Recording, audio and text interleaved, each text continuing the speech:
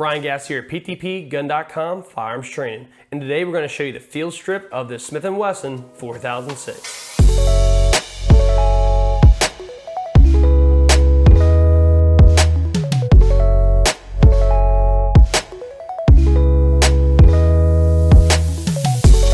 Now before field strip any firearm, we need to double check and make sure it's unloaded. All right, so going to go ahead, we're going to chop this magazine out, set it to the side, check the chamber and the magazine well, clear, and we're good to proceed. Now, in order to take this apart, we need to have it in the firing position. So I'm going to do that now, which you can do from either side. All right. Now I'm going to release the slide just enough so that the slide, the cutout on the bottom of the slide here, it matches up with this takedown lever. All right. And I'm going to punch the takedown lever from the other side. I'm going to push that through. Pull that out and set that to the side. All right, from here, our firearm is on fire, all right, and we're gonna go ahead and slide the slide right on off, all right. Now from the frame, we're more or less done when it comes to field strip. We're gonna set that to the side.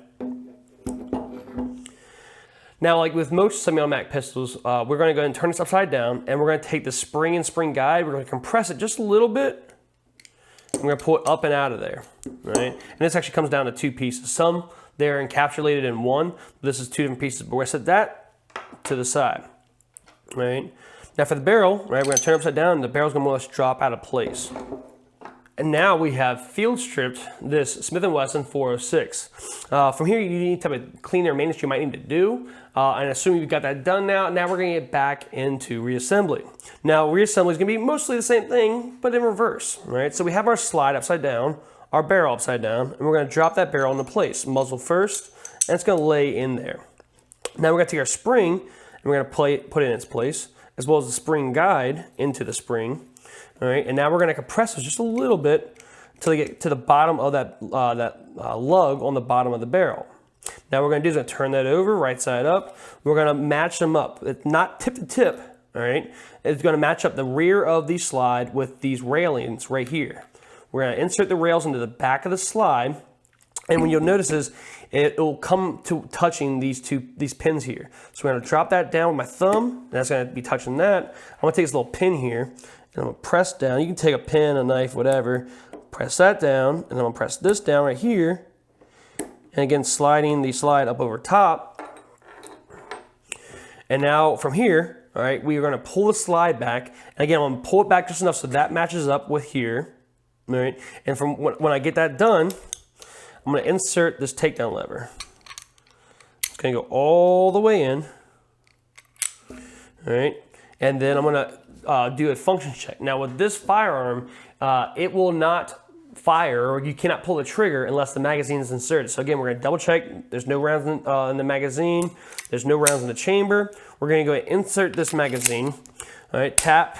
All right, we're gonna rack, all right, and now with the safety off, firearms unloaded, all right, magazine is inserted though, we're gonna go ahead and pull the trigger, all right. Again, pull that slide back, let go. Now real quick, you notice that too. With most semi-automatic firearms, when you pull the slide back and it has an empty magazine in it, what's it gonna do?